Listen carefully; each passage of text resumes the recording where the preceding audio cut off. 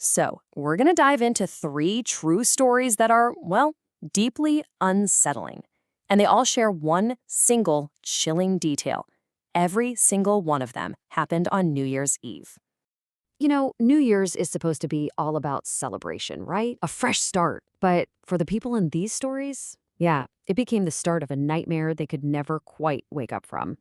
All right, first up, we've got a story called The Woman on the Road. And it's a terrifying look at how a simple drive home from a party can turn into an absolute fight for your life. So just look at this timeline, right? It shows you just how fast everything went south. It's just after midnight, a totally normal drive home. But in the span of just a few minutes, it turns into this life or death situation. Let's see how it all went down. So, picture this. The narrator is driving his girlfriend, Duda, home.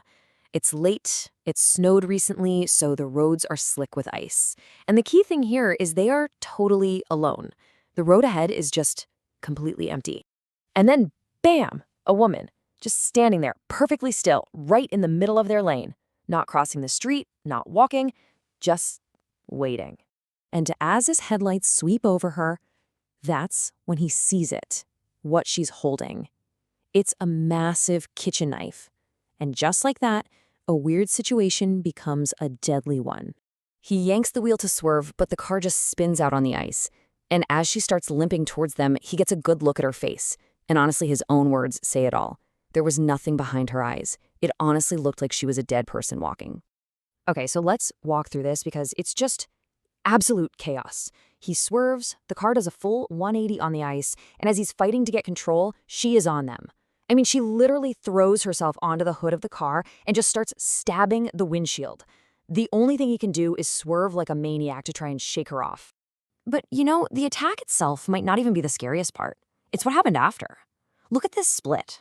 The narrator is completely haunted by it. He's checking the news for months, eaten up with guilt. But Duda, she just shuts down, tells him he's being dramatic, and refuses to talk about it. And it's that total disconnect that ended up destroying their relationship. Okay, so we're shifting gears now. We're moving from that kind of visceral, physical horror to something that just doesn't make any sense. This is the impossible date, where a perfect night seems to break the laws of physics. So the narrator meets this woman, Maitreyi, that's Maitri, and they just click instantly.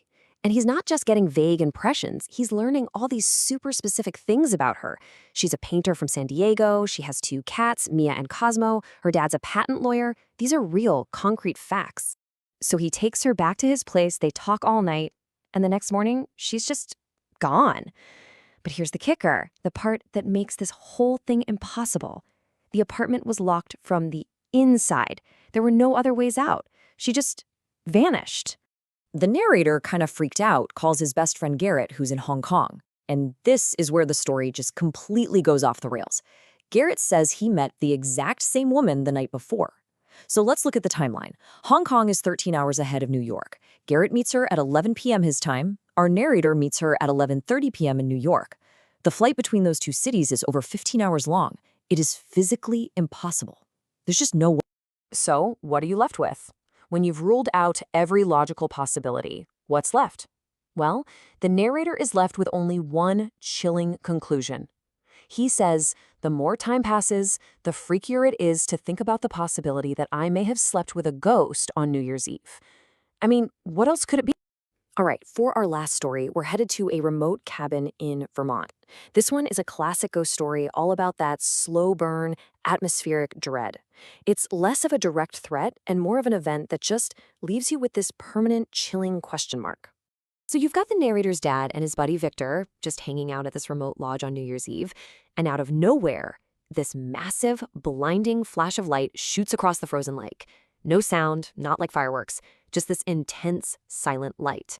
So they're drawn outside by this weird light, and then they hear it, faint, but clear as day, a kid's voice yelling, "Help!" from way out on the empty, frozen lake. So of course, they sprint out onto the ice, and there, they see a small figure, definitely a child, standing a ways out. But then, another one of those blinding flashes, and when they can see again, nothing. The figure is just gone. So they're obviously terrified, and they bolt back to the house. But As they get closer, Victor just freezes. He points up to a window and says he sees a little boy staring down at them. But the narrator's dad? He looks up and sees absolutely nothing. Just dark glass reflecting the snow. And that just adds this whole other layer of confusion, right? What was real? So let's just recap the sheer weirdness of that night. You've got these silent, blinding flashes from nowhere. A kid who appears and then vanishes on the ice. An apparition in a window that only one person sees. And to top it all off, later that night, they hear a child laughing inside the locked house. I mean, what do you even do with that? So what's the thread connecting these three stories? A woman with a knife, an impossible date, and a ghost on the ice. It's the questions they leave behind. It's about how one night, one single event, can just completely change the way you see the world. Let's actually break down what was left in the wake of each of these events. With the woman on the road, the mystery of who she was and what happened left behind this deep, lingering guilt. With the impossible date, the question of how created this permanent crack in the narrator's reality. And with the ghost on the ice, the mystery of the light and the boy becomes this memory that just defies all logic. And that's the thing, right?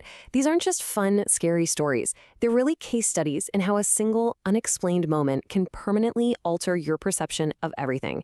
It's not always the event itself that haunts you. It's the not knowing. It's the question you can never, ever answer. Because at the end of the day, that's what each of these people was left with. A memory that simply shouldn't exist. A moment that breaks all the rules. And it really makes you wonder, right? What happens when a memory is so impossible you have to question reality itself?